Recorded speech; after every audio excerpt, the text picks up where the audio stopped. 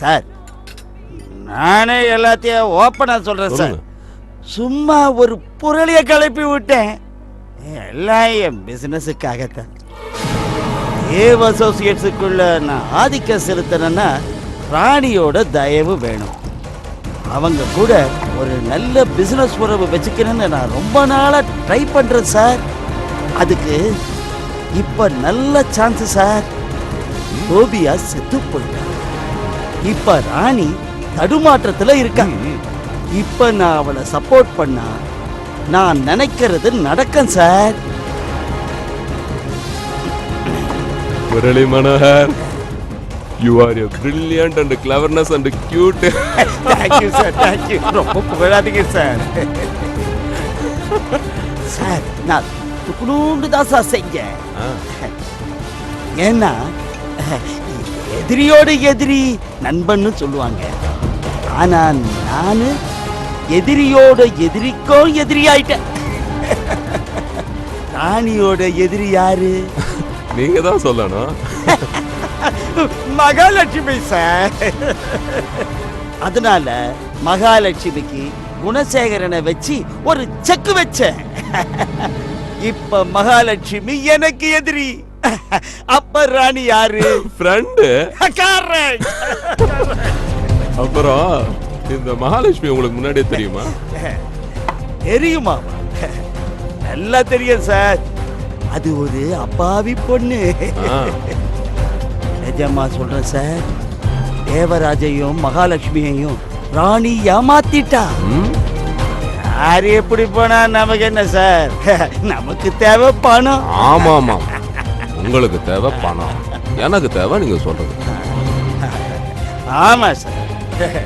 மகாலட்சுமி எப்படி போனா நமக்கு என்ன?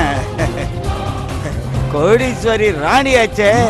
அதனால அவ உறவுதான் நமக்கு தேவை.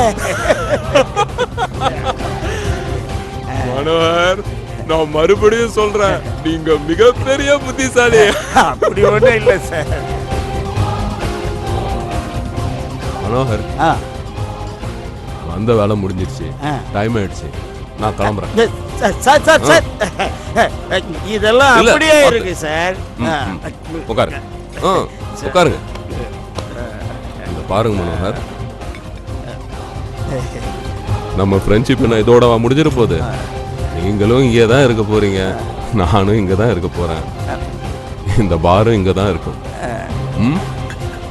இன்னைக்கு நான் உங்க இடத்துக்கு வந்திருக்கேன்.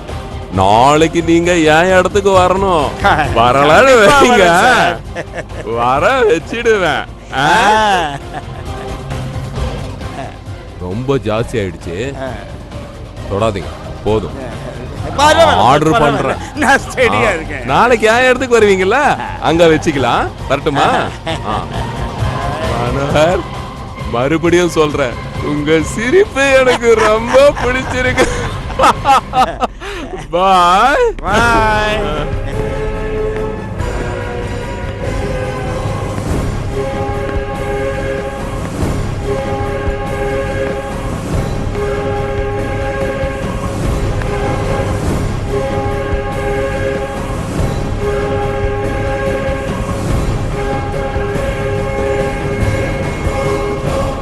என்ன ஜோதி, நீங்க சொல்றதை என்னால நம்ப முடியல. என்னாலையும் தான் நம்ப முடியல. டிபார்ட்மெண்ட்டுக்கு வெளியே அவரை நிழல் மாதிரி தொடருவேன்னு சொன்னேன். அப்படி தொடர்ந்தப்ப ரெண்டு கண்ணாலையும் பார்த்தேனே. முரளி மனோகரம் ஏசி தேவநாராயணனும் ஹோட்டல் பாருக்குள்ள முரளி மனோகர் கொடுத்த தண்ணி பார்ட்டியில கலந்துகிட்டவங்க ஏசி நேர்மையான முறையில விசாரணை நடத்துவார. ஒருவேளை ஏசியோட ஆபரேஷன் கொஞ்சம் வித்தியாசமா இருக்கலாம் இல்லையா? சும்மா இருங்க சார். போலீஸ்காரங்க லஞ்சம் வாங்கும் போது மாட்டிக்கிட்டா லஞ்சம் கொடுத்தவனை பிடிக்கத்தான் லஞ்சம் வாங்குற மாதிரி நடிச்சோன்னு கூசாம போய் சொல்லுவாங்க. அந்த மாதிரி இருக்கு. நோ ஜோதி, ஏசிபி இப்படி நடந்து பாருன்னு எனக்கு நம்பிக்கை இல்லை. குழப்பம் வேண்டாம் சார்.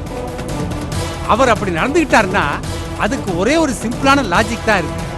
இதுவரைக்கும் யாருக்கிட்டையும் கையை நீட்டாத ஏசி இங்க வந்ததும் மாறிட்டாருன்னா இதுவரைக்கும் அவர் செய்யாதது எல்லாம் செய்யறதுக்கு முடிவுக்கு வந்துட்டாரு. வருவார் சார். ஏன்னா பணம் பங்களா மட்டும் இல்ல, அந்த ராணி சொல்லி இருப்பா, இதையெல்லாம் செஞ்சா தன்னோட உடம்ப கூட தருவேன்.